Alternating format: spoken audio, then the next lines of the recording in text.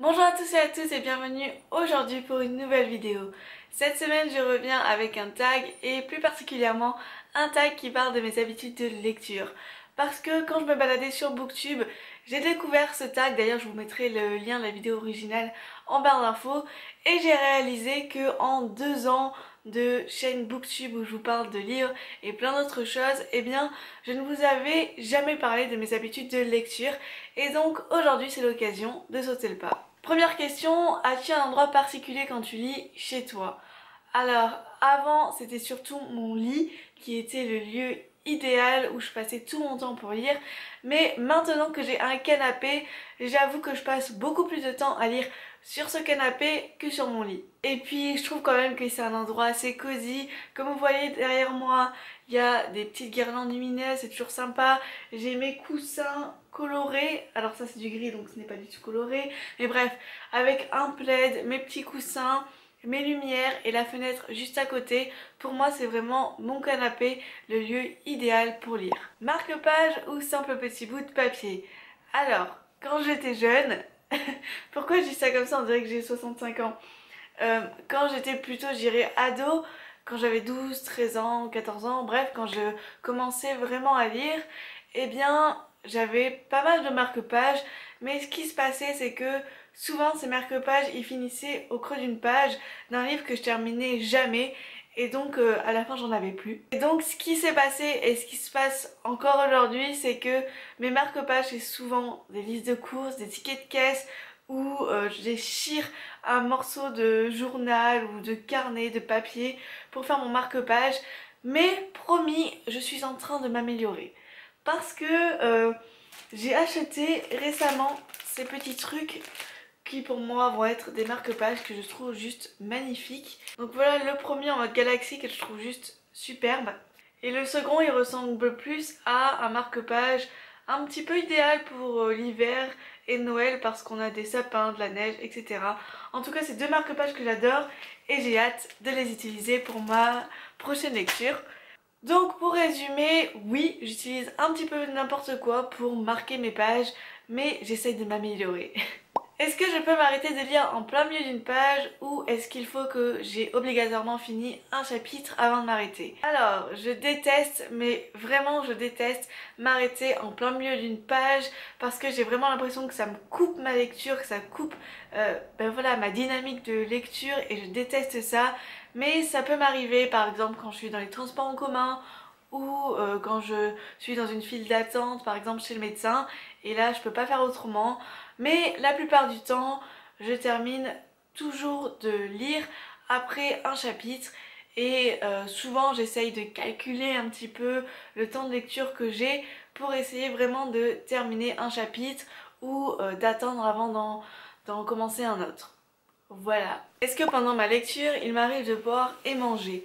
Alors, ça peut m'arriver, mais je fais pas du tout les deux en même temps parce que si je me mets à boire et à manger en même temps que je lis, ça se finit souvent en catastrophe, c'est-à-dire que je vais renverser tout mon thé ou mon eau sur mon pull ou sur le livre et ça c'est assez embêtant. Et donc ce que je fais la plupart du temps, c'est que à la fin d'un chapitre, eh bien je m'arrête et je vais me faire une boisson chaude et grignoter un petit peu et après je reprends ma lecture. Cinquième question, est-ce que je suis une lectrice qui vit plutôt dans le silence ou dans le brouhaha? Parce que la question est, est-ce que pendant ma lecture, je peux écouter la musique ou laisser la télé allumée? Eh bien, je dirais que ça dépend vraiment de ma lecture parce que dans certains livres, j'ai vraiment besoin de silence pour être immergée dans une ambiance, dans un univers. Et d'un autre côté, il peut vraiment m'arriver de lire quand il y a du monde autour, dans les transports en commun, alors que la télé est allumée ou quand il y a de la musique. Sauf que quand j'écoute de la musique, ça peut rapidement se terminer en karaoké et finalement, ben, je pose mon livre de côté et je me mets à danser comme une folle dans mon salon. Un livre ou plusieurs livres à la fois? Alors pour moi c'est plusieurs livres à la fois depuis 2 ou 3 ans, mais il y a vraiment une seule règle à suivre pour que ça marche, c'est-à-dire que d'un côté je vais lire une lecture plaisir, c'est souvent un roman, une fiction, et de l'autre ça va être plus un livre théorique, un livre pour les cours, et donc ça me permet vraiment de pas m'emmêler les pinceaux entre les personnages et les univers parce que d'un côté je vais vraiment avoir un ouvrage théorique et de l'autre une fiction. Lire chez soi ou partout.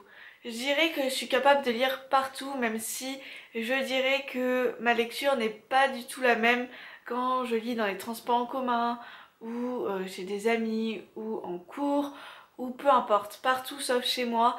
Chez moi, quand je lis, c'est vraiment une lecture un petit peu plus intense, posée que quand je suis dans les transports en commun. Il y a du bruit un petit peu partout, même si ça me dérange pas. J'ai vraiment une autre approche de la lecture et c'est vraiment chez moi que je me sens le mieux pour lire.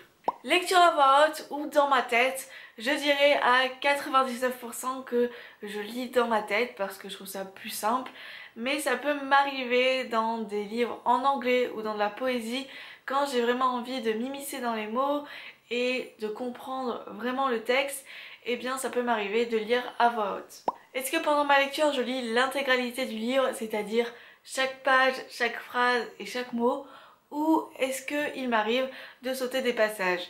Alors c'est un petit peu honteuse, mais d'un côté qu'il ne fait pas, que je vous avoue qu'il m'arrive de sauter des pages, des mots, des phrases, quand je trouve que ça devient un petit peu pompeux et que je commence à m'ennuyer. Il m'arrive vraiment de sauter plusieurs paragraphes ou même plusieurs pages, et voilà, c'est comme ça.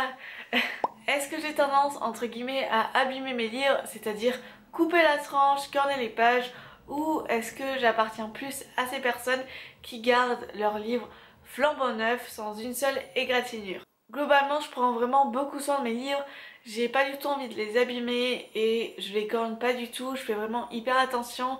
Même quand je les transporte, j'ai tendance à être un petit peu maniaque parce que j'ai toujours l'habitude de les mettre dans une poche pour pas qu'ils s'abîment et pour pas qu'ils prennent l'eau parce que j'ai souvent une bouteille d'eau avec moi. Mais après, en ce qui concerne mes livres de cours, mes livres scolaires, ça me dérange pas du tout de les corner, de les abîmer et même de souligner des phrases au crayon à papier.